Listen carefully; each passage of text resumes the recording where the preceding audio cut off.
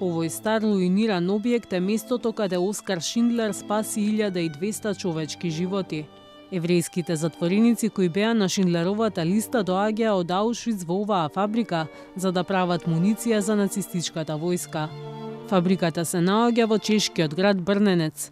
По војната се користеше за производство на текстил и работеше се до 2008 година. Јарослав Новак планира да го реставрира полураспаднатиот индустријски комплекс и да го пренамени во музеј. Člověk, když sem přijde, aby nastal tu atmosféru, aby se vrátil o 70 let nazpět a uviděl to přesně v realistické podobě, jak to tady bylo. To znamená, že tady chceme vybudovat strážní věže, elektrické oplocení, ty hlídky SS z vlčáky a ze psy. Prostě dobudovat to úplně do stejné podoby, jak to tady vypadalo dřív. Во близина на фабриката е Свитава, родниот град на Оскар Шиндлер, каде е поставена изложба посветена на неговиот живот. Шиндлер, кој потекнува од германско семејство, за време на Втората светска војна поседуваше неколку фабрики во Полска во кои работеа евреи. Непосредно пред крајот на војната, одлучи да ја премести фабриката во Брненец со цел да ги спаси своите вработени од гасните комори на Аушвиц.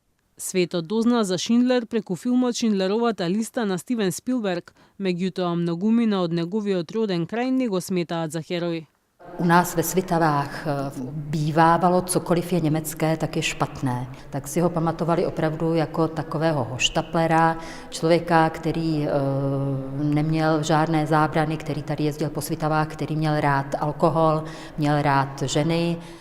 И покрај ваквите ставови за Шиндлер, сепак тој важи и за храбар и снаодлив човек, кој успеа да спаси многумина за време на Втората светска војна. По филмот на Спилберг, градот изгради споменик во знак на сеќавање на Шиндлер.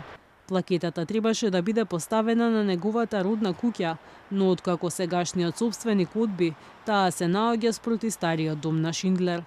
Lidi tady trpěli, umírali, žili v úděsných podmínkách.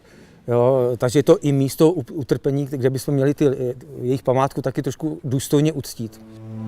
Плановите на Новак за музеј на местото на фабриката се уште се во рана фаза. Неговата фондација успеа да го земе под своја собственост просторот, но неопходно е да собере доволно средства за да се реставрира објектот. Додека се остварат плановите за реставрација, местото кое беше за солниште за стотици луѓе, останува разрушена руина која тоне во заборав под забот на времето.